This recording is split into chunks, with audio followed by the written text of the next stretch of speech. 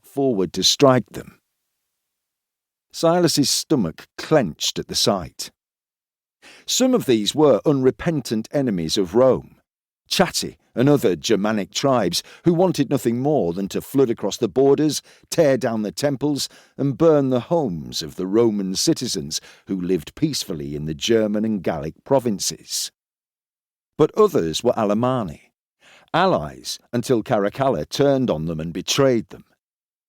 Silus wondered if they knew that this was their final march, an ignominious death at the hands of the official executioners awaiting them at the climax of the show.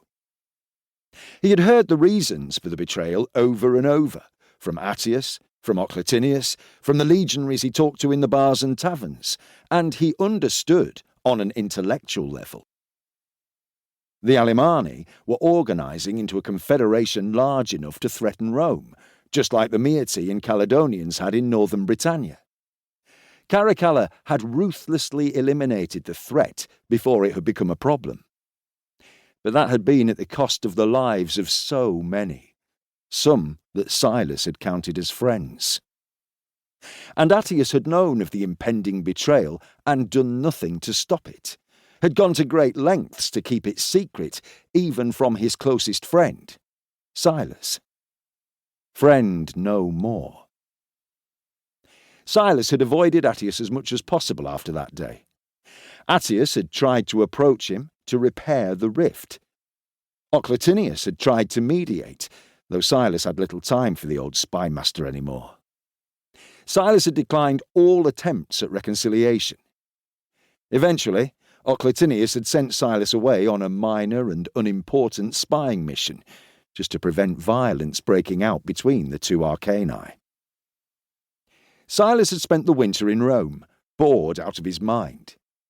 He wished he had Attius's appetite for gambling, drink, and casual sex, but in fact they did little for him. And when Caracalla had appeared with his legions at the Porta Triumphalis and asked the Senate for a triumph to celebrate his victory over the Germans, he had felt a thrill of anticipation, a desire for the action and excitement that had been so lacking in his life. As the last of the procession passed, Silus became aware of his aching legs and the crick in his neck as he had been straining for the best view. He had been there for hours, he realised, and the March sun was well past its zenith. The crowd began to disperse, not to their homes, but in search of whatever free entertainment had been put on by the triumphant emperor. Silus shifted his weight from foot to foot and wondered what next. The excited feeling in his belly was fading as the procession receded into the distance in the direction of the Forum. He sighed and steeled himself for another pointless night wandering around Rome looking for any excitement that could substitute for the thrill of the battlefield. A low voice, emanating from a mouth right next to his ear, said, "We need to talk."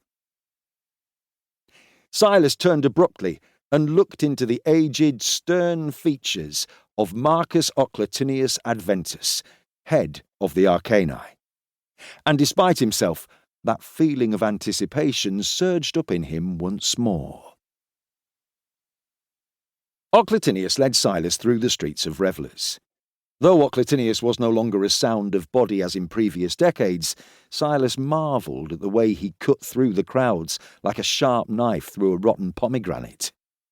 Most who caught sight of the spymaster moved aside without protest. Those that didn't found that a surprisingly firm 2 fingers into a sensitive area made them leap aside with a yelp. Ignoring Silus's queries, which were escalating to demands, Oclatinius took him to a bookshop on the ground floor of an insula just north of the Forum Boreum.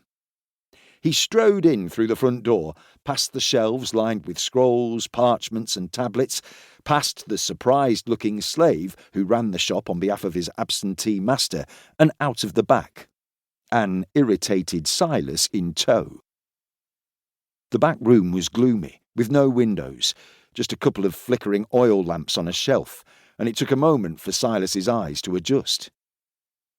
As he became used to the dark, he saw wooden crates full of more books, a table with 3 chairs,